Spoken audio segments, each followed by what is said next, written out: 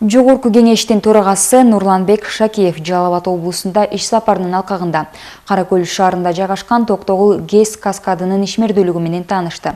Бул тууралуу парламенттин басма сөз кызматы билдирет.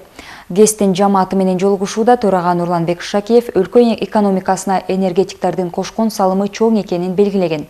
Ошондой эле өлкө жетекчилеринин атынан энергетиктерге ыраазычылык билдирген Нурланбек Шакиев алдыңкы адистерге жогорку кеңештин ардак грамоталарын тапшырды.